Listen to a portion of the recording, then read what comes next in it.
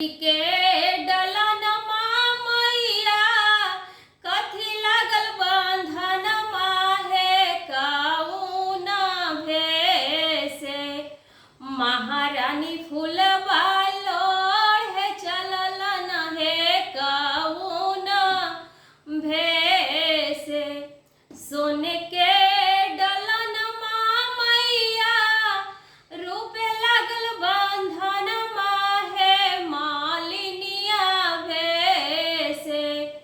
महारानी फूलबा लोढ़े चललन हे मालिनिया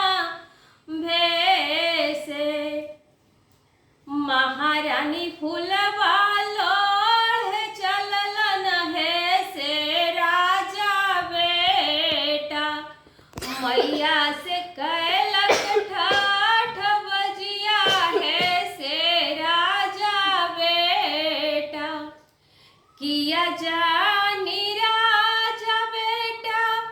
रोड़िया चलवला है से किया जानी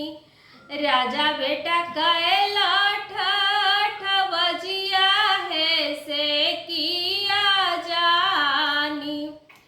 राजा बेटा कैला ठाठ बजिया है से किया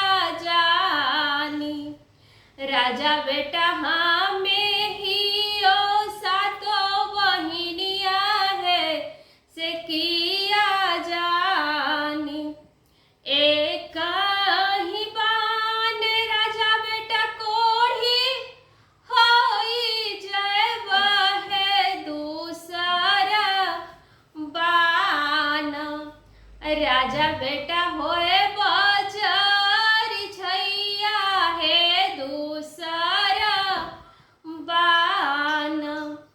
राजा बेटा होए बजारी छैया है दूसरा बाना झर रे झरोखा चढ़ी रानी नीरे खई है से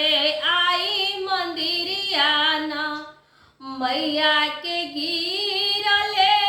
चरनिया है से मैया के गिरले चरनिया है से